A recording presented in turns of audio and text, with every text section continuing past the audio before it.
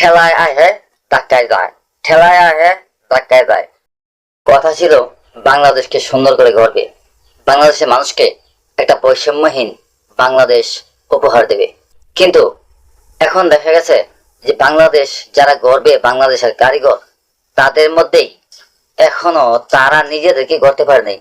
যে কিভাবে গড়তে পারে নাই, দেশ কিভাবে পরিচালনা করতে হয়, দেশ কিভাবে পরিচালনা করতে হবে, সেই অভিজ্ঞতায় এখনো তারা অর্জন করতে পারে নাই।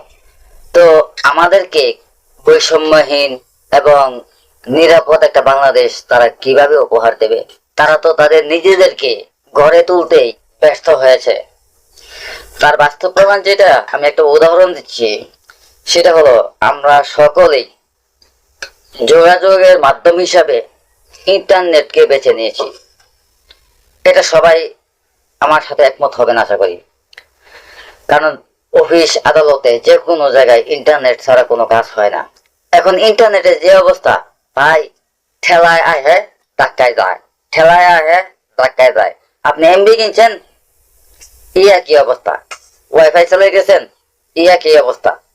মাঝে মাঝে এমন অবস্থা হয় যে সারাদিন সংযোগ ঠিকই দেখায় কিন্তু স্পিড নাই, কাজ করে না, ঘুরে তো ঘুরে তো ঘুরেই। এখন তারা যে আমাদেরকে, আমাদের বাংলাদেশের সকল মানুষদেরকে যে আশা তারা দিয়েছিল, সেই কথাটা তারা ভুলে গেছে। এখন আছে তারা ক্ষমতার লোভে, ক্ষমতা অর্জনের জন্য মরিয়া হয়ে উঠেছে তারা। দেশের মানুষের কি হলো না না হলো, তারা কি পাইলো না না পাইলো, তাদের কোনো ভ্রুক্ষেপ নাই। এটা হলো একটা নতুন আগাছা দল বের হয়েছে, যেটা হলো নাগরিক পার্টি, এনসিপি। এই এনসিপি হচ্ছে বাংলাদেশের জন্য একটা ভাইরাস। কারণ এরাই আমাদেরকে কথা দিয়েছিল বৈষম্যহীন বাংলাদেশ উপহার দেবে, কিন্তু এদের মধ্যে এখন বৈষম্যতা সৃষ্টি হয়েছে। এরাই এখন বাংলাদেশে সন্ত্রাসী করে বেড়াচ্ছে, চাঁদাবাজি করে বেড়াচ্ছে। আপনারা কি খবর রাখেন? একটু খেয়াল করে দেখবেন যে, বা বিবেচনা করে দেখবেন আমার কথাগুলো, আমি কি সত্য বলছি না মিথ্যা বলছি। প্রমাণ আছে, শত শত প্রমাণ,